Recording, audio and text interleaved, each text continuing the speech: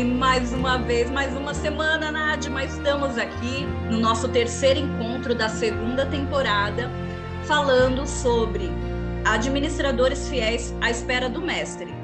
E isso que eu acabei de ler agora, esse título, é o título do nosso trimestre. Já eu vou contar para vocês qual que é o título desta semana. Nádia, tudo bem com você, Nádia? Tudo certinho, graças a Deus. E, mais uma vez, nós estamos aqui juntos para lembrar de um Deus de amor, de um Deus protetor. E essa semana tem um toque especial, viu, Esther? Que vai lembrar a gente sempre o que Deus faz por nós e o que a gente pode fazer por Ele também. Coisa não boa. Que Ele precise, né? É verdade, não que Ele precise. Bem lembrado. Maili, que bom ter você aqui conosco pela primeira vez, e já digo que é a primeira de muitas. Maili, se apresente para a gente, fala de onde que você é, o que você faz, conta tudo aí para a gente. Meu nome é Maili Moraes, né? Eu sou do extremo norte do Brasil, em Boa Vista, Roraima, sou mãe do Matheus, do Matias e do Micael. Eu sou professora na Universidade Federal aqui de Roraima, no curso de Ciência da Computação, a minha área mais das tecnologias. E eu amo ensinar, né? Então, e estudar, né? Vivo estudando. Estou fazendo doutorado, prestes a concluir, graças a Deus. Então, louvo a Deus pelo convite que vocês me fizeram e espero contribuir aí. Eu tenho alguns testemunhos poderosos. Coisa linda, coisa linda. Já promete, essa apresentação promete. Dai, quem é você? Conta pra gente também de onde que você é, o que você faz. E já hora pra gente iniciar, pode ser? Com certeza, eu sou a Daiane, aqui de São Paulo, da região aqui de Pinheiros. Trabalho numa empresa de tecnologia, cuidando lá de toda a gestão administrativa, financeira, RH, de tudo um pouquinho. Estou muito feliz de estar aqui com vocês pela primeira vez e está sendo um prazer e uma alegria estar com vocês aqui, meninas. Senhor Deus, muito obrigada por este dia, pela semana, pela vida, a saúde. Pedimos especialmente a presença do Teu Santo Espírito entre nós, nesse estudo que teremos agora, que possamos sair com o nosso coração repleto de amor, de esperança e, acima de tudo, de gratidão por tantas bênçãos que o Senhor nos dá e nós nem merecemos. Esteja conosco hoje e sempre. Em nome de Jesus. Amém. Hoje a gente vai bater um papo sobre o pacto do dízimo. E, Nádia, o negócio está esquentando. E eu quero iniciar lendo um versículo que está em Malaquias 3:10. Tragam todos os dízimos à casa do tesouro, para que haja mantimento na minha casa. Ponha-me à prova nisto, diz o Senhor dos Exércitos. Se eu não lhes abrir as janelas dos céus e não derramar bênção sobre vocês sem medida. Eita, o assunto vai ser bom. Já temos aí um grande spoiler que a Maili falou, que tem bastante experiência sobre esse tema. E meninas, hoje o nosso papo vai ser muito objetivo, assim, um papo muito gostoso, um papo muito pessoal.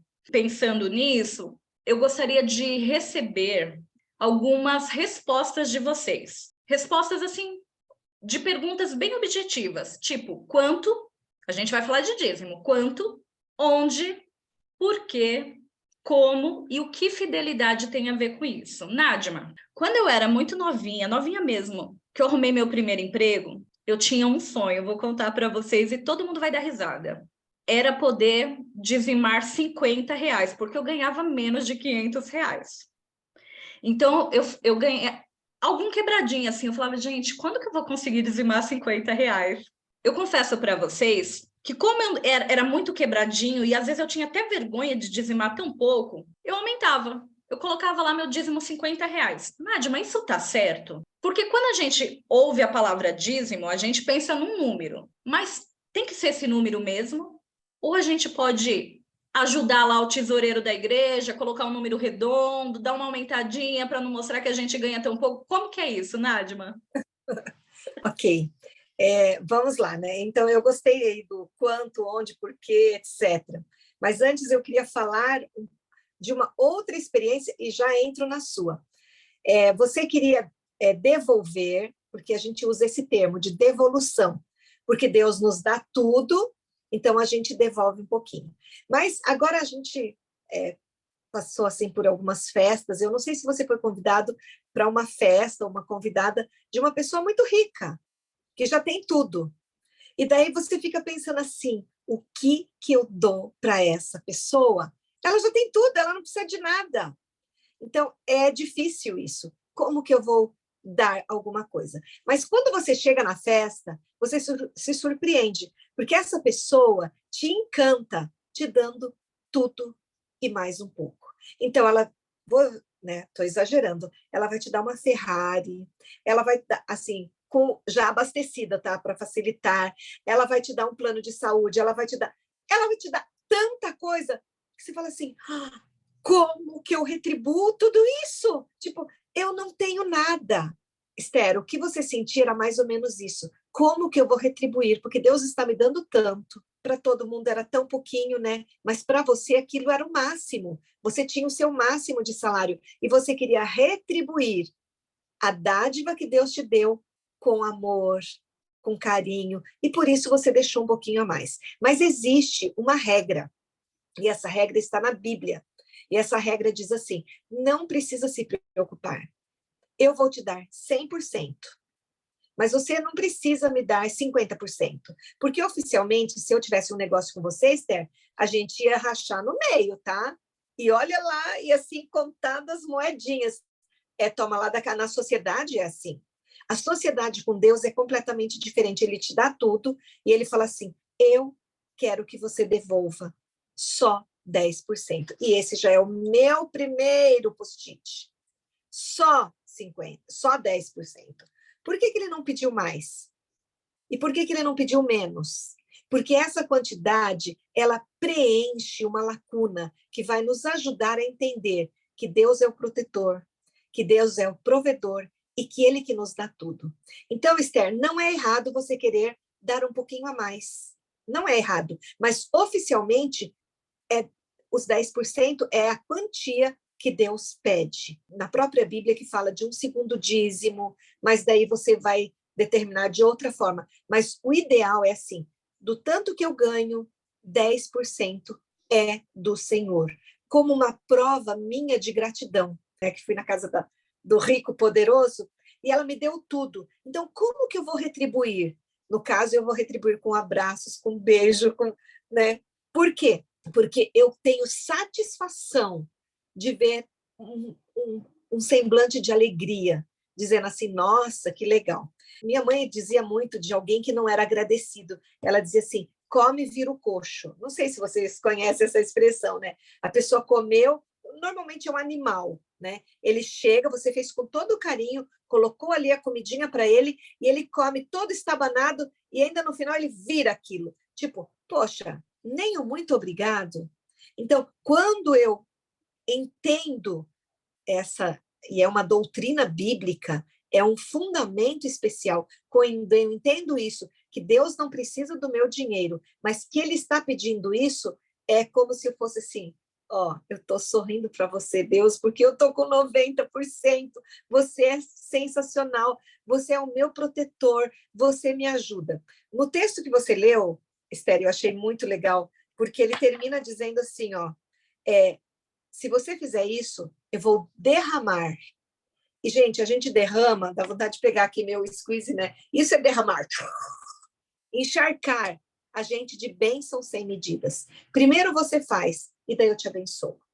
Então, esse é o segredo. Eu devolvo os 10%, posso até aumentar um pouco mais, não tem problema, não é pecado. Mas Deus só pediu para você 10%, e daí Ele vai nos encher de outras bênçãos e de mais bênçãos, e daí a gente vai sempre sendo gratos.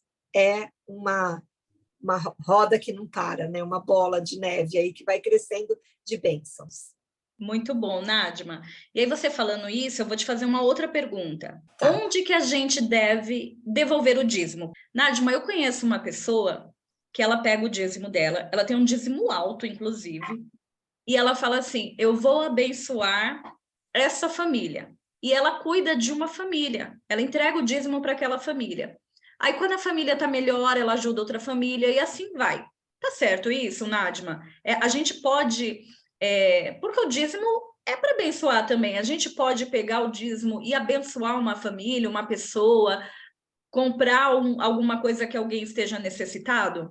Então, esse primeiro dízimo, vamos chamar assim, tá? O primeiro dízimo pegou o salário, calculou, pegou os 10%, esse tem destino certo. E a Bíblia que apresenta, não somos nós aqui não, tá? A Bíblia diz assim, trazei todos os dízimos à casa do tesouro. Onde era a casa do tesouro quando Abraão foi entregar?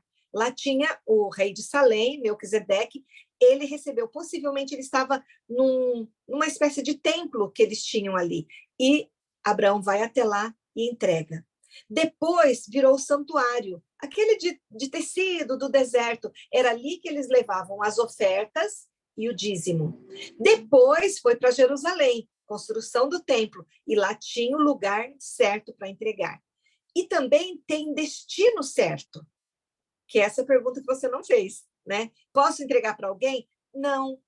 Por quê? Quando eu levo para a casa do tesouro, que é hoje a igreja, lá tem que ter regras para essa distribuição, porque Deus falou assim, tem que ter mantimento na minha casa. Então, dentro da casa não pode faltar. Essa distribuição do dízimo era no tempo dos levitas, só que o dízimo começou antes do povo de Israel, já era para o sustento do ministério.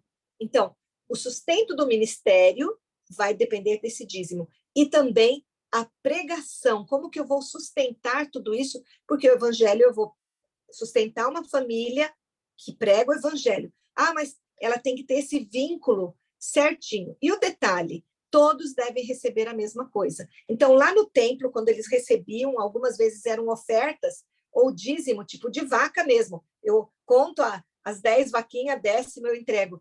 Esses animais eram distribuídos para aqueles que eram os sacerdotes, e que eles estavam ali para fazer a função de pastores, vamos dizer, e depois, então, eles redistribuíam isso para todas as pessoas.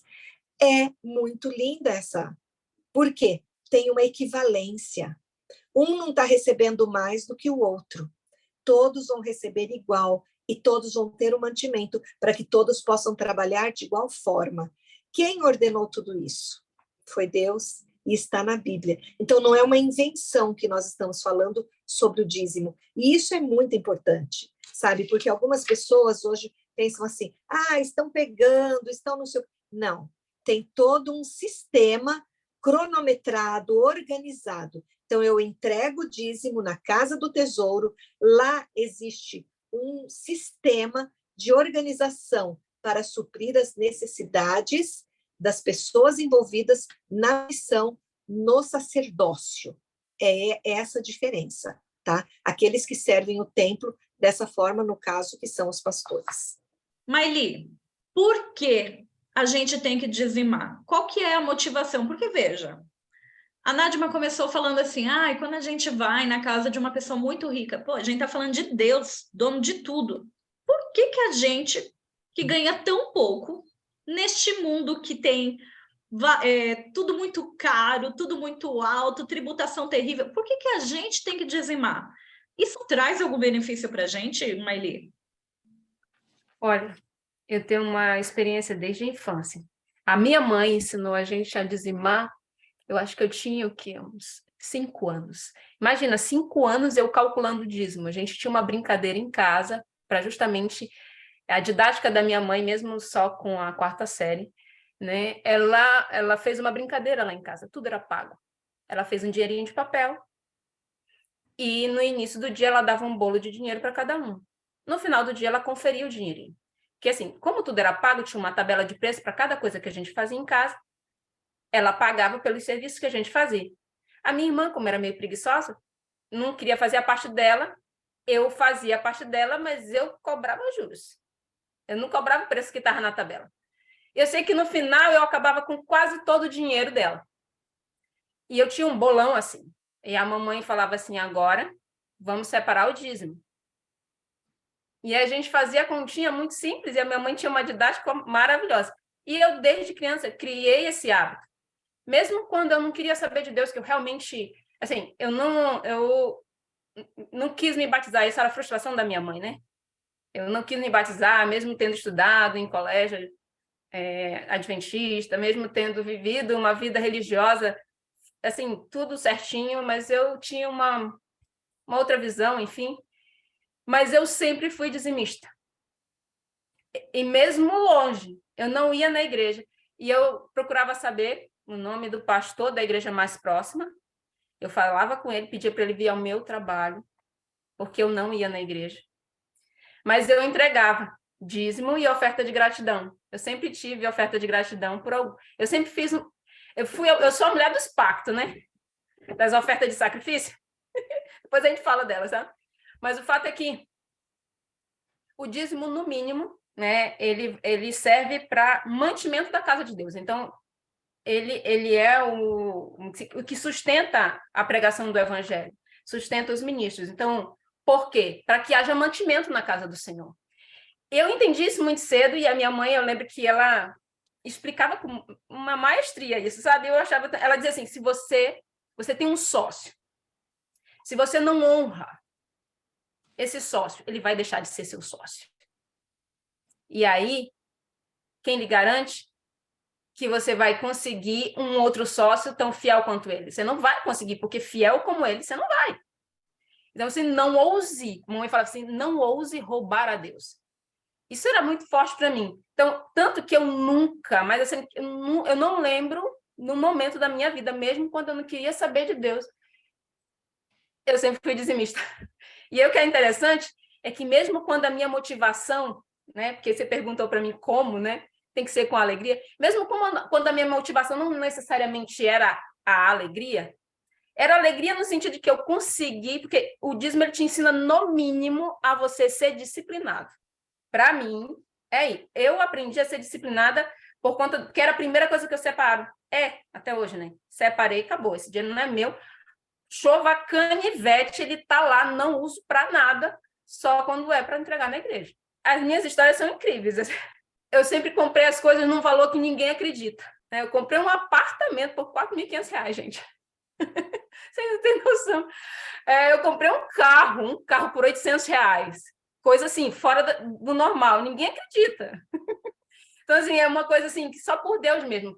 Mesmo eu longe dos caminhos, eu digo assim, não indo para a igreja, não fazendo, né, guardando sábado direitinho, enfim. Mas eu digo que a parte financeira eu não vou poder reclamar, não. O porquê? Para que haja mantimento na casa do Senhor. Eu não ia, mas eu dava um jeito de, alguma forma, manter o sustento do ministério evangelístico, né? Que Deus honra mesmo, que ele vê lá na frente, né? Eu acho que ele não te julga pelo que você é agora, pelo potencial que você tem quando você se entregar totalmente para ele. Ele sabia que em algum momento eu ia me abrir para isso, e eu louvo a Deus porque ele é paciente. E como hoje eu dou com alegria, né? Porque eu falo assim, cara, Deus foi bom comigo, mesmo no tempo que eu não queria saber dele. Por que eu vou falhar agora? Não tem como. A Nádima falou que tem que tirar 10%, conforme está na Bíblia. Beleza, já aprendemos isso. Eu trabalho, eu sou empregada, e o meu salário líquido lá é de, sei lá, R$10.000. O bruto é de 12 mil. Eu calculo os 10% de qual forma? Esse é um exemplo. O outro exemplo eu sou uma empresária.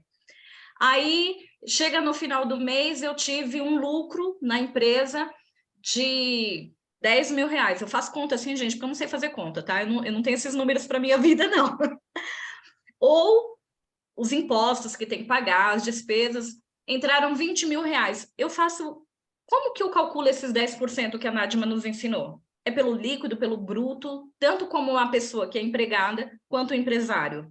Na Bíblia, claramente, não está dizendo se é sobre o líquido, sobre o bruto. Eu sempre calculei sobre o bruto.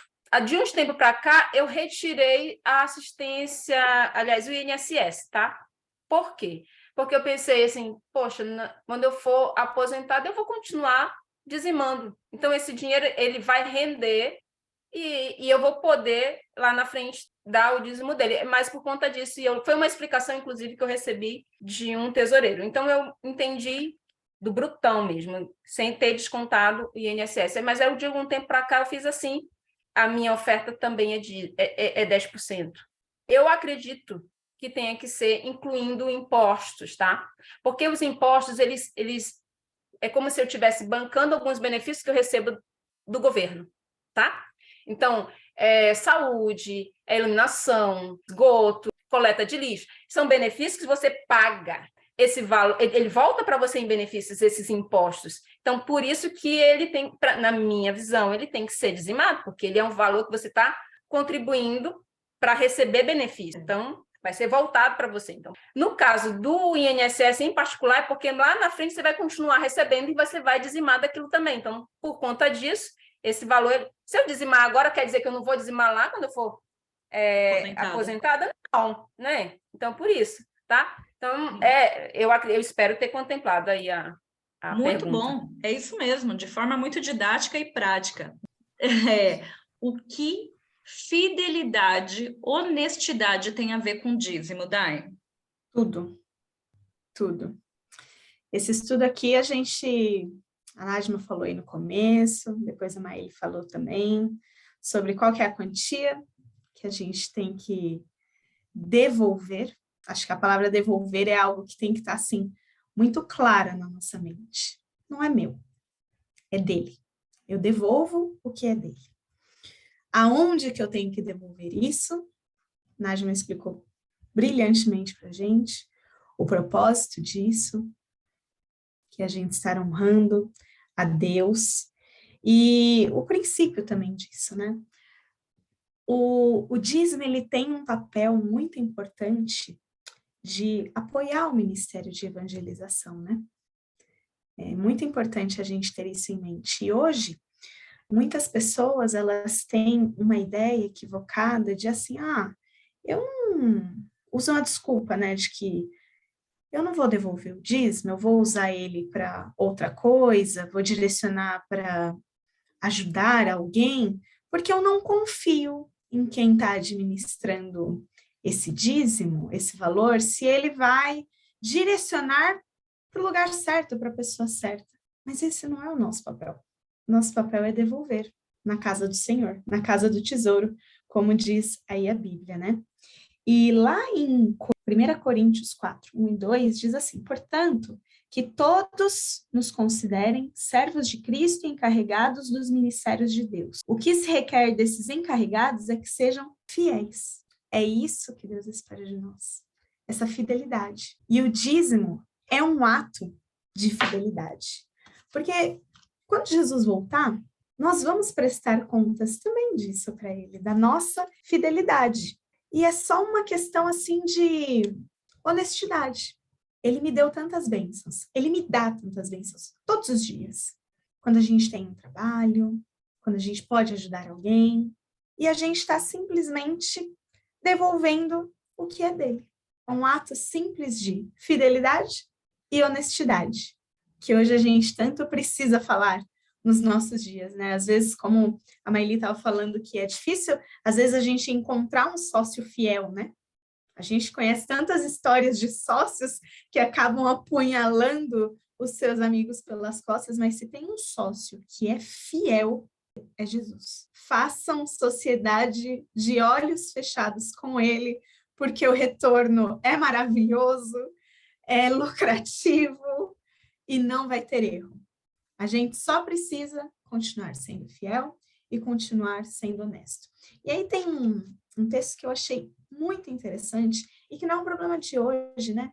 Tem uma escritora norte-americana que ela trouxe uma passagem que diz assim: se todos os dízimos do nosso povo, e a gente vê aqui que não é de hoje essa questão do dízimo, é de muito tempo. Então, se todos os dízimos do nosso povo fluíssem para o tesouro do Senhor como deveriam, tais bênçãos seriam recebidas de forma que as dádivas e ofertas para propósitos sagrados seriam multiplicados, não é uma vez, 10 vezes. E assim a ligação entre Deus e o ser humano seria mantida aberta. Então, assim, se todos nós, continuo aqui, se fôssemos fiéis, Deus nos abençoaria e nossas ofertas aumentariam em 1000%. Imagina se todo mundo fosse fiel em dízimos e ofertas. Quantas coisas incríveis nós não faríamos em nome do Senhor. honrando ainda mais o Senhor. Então, Ele está sempre disposto a nos abençoar, sempre, sempre. Mas a gente tem que fazer a nossa parte. Para ser um dízimo fiel, este deve ser dado antes de qualquer uso pessoal. E Nádima, copiei você e fiz disso o meu post-it. Exato. Foi muito forte. Para ser um dízimo fiel, ele deve ser devolvido antes de qualquer uso pessoal.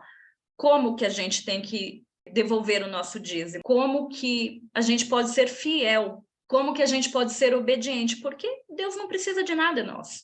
Ele deixou o dízimo para pesar a nossa fidelidade, a nossa obediência. E que através dos nossos dízimos, a casa do Senhor possa ser abençoada. Esse é o nosso desejo com esse nosso bate-papo. E a gente vai encerrar com uma oração. Maeli, eu vou pedir para você encerrar com uma oração. E na semana que vem, a gente dá continuidade a esse bate-papo que tá bom demais. Senhor nosso Deus, muito obrigada, Senhor, por tua bondade e misericórdia dispensada a cada um de nós. Paizinho querido, perdoa, Pai, a nossa infidelidade, a nossa dificuldade de fazer exatamente o que tu pedes. Ajuda-nos, Senhor, a sermos mordomos fiéis. É o que nós te suplicamos, Pai. Dá-nos o teu Espírito para ele nos constranger a ponto de jamais pensarmos em nenhum momento em te roubar, Pai. Fica conosco. É o que nós te suplicamos em nome de Jesus. Amém. Um beijo a todos e na próxima semana voltamos dando continuidade a esse tema. Tchau, tchau. Tchau, tchau.